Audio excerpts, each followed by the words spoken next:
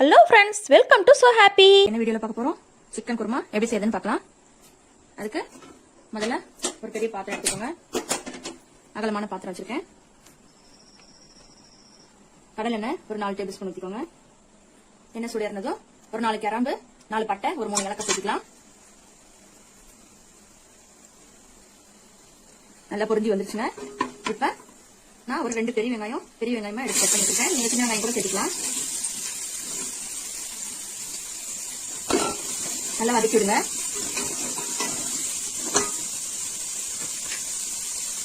கொஞ்சம் உப்பு சேர்த்துக்கோங்க. சீக்கிரம் வதங்கும்.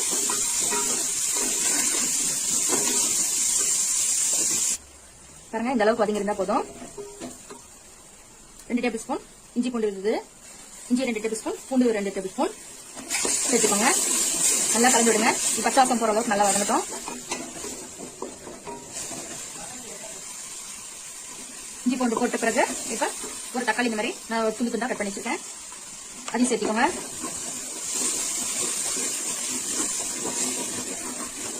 நல்லா வதக்கி விடுங்க.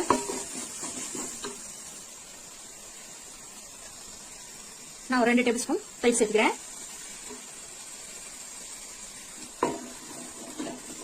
இதையும் நல்லா வதக்கி விடுங்க. பாருங்க, இந்த அளவுக்கு வதங்கி இருந்தா போதும். இப்ப காரத்துக்காக தனி மிளகாத்தூள் 1 டீஸ்பூன் சேர்த்துக்கோங்க. மல்லித்தூள் 2 டீஸ்பூன் சேர்த்துக்கோங்க.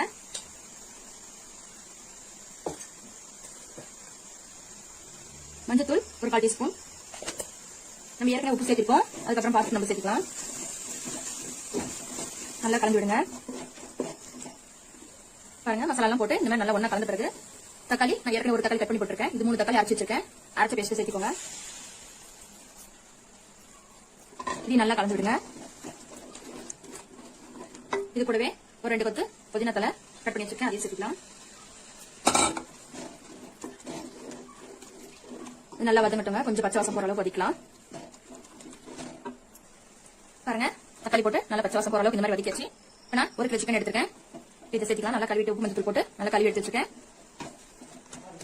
இப்ப சேர்த்துக்கோங்க. நல்லா இது பரட்டி விடுங்க.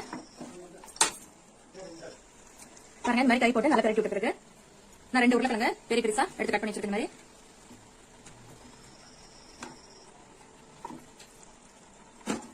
இதையும் சேர்த்து நல்லா கலந்து விட்டுருங்க. நல்லா கலந்து விட்ட பிறகு இப்ப தேவையான அளவு இன்னும் கொஞ்சம் உப்பு சேர்த்துக்கோங்க. உப்பு சேர்த்துட்டு கறி உருளைக்கிழங்கு வேகிறதுக்காக நம்ம தண்ணி ஒரு 1/2 லிட்டர் பக்கம் சேர்த்துக்கலாம். நல்லா கலந்து விடுங்க. நம்ம குக்கர்ல போடல, நீ சரியில தான் வேக வச்சிருக்கோம். அதனால இன்னும் கொஞ்சம் தேவைன்னா இன்னும் கொஞ்சம் தண்ணி சேர்த்துக்கோங்க.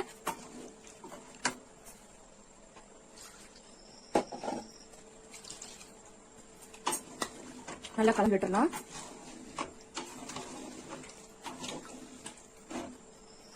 நல்லா கலந்து விட்டுட்டு ஒரு தட்டு போட்டு மூடி வச்சிருங்க. வேக ஒரு 10 நிமிஷம் வச்சு பாக்கலாங்க. ஒரு 10 நிமிஷம் ஆயிடுச்சு. இப்ப எடுத்துட்டோம். நான் 1/2 மூடி தேங்காய் எடுத்து அரைச்சு வச்சிருக்கேன். மாதிரி நைஸா அதை சேர்த்துக்கோங்க.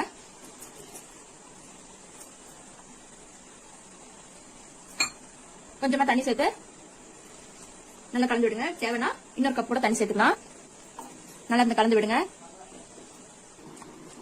பாருங்க, தேங்காய் ஊத்தி ரொம்ப நேரம் கொதிக்கணும்னு அவசியம் இல்ல. அவ்வளவுதான், கொதி வந்துருச்சு. இப்ப நம்ம எடுத்து வச்சுக்கிறேன். ஒரு 2 கொத்து கொத்தமல்லி சேர்த்திக்கோங்க.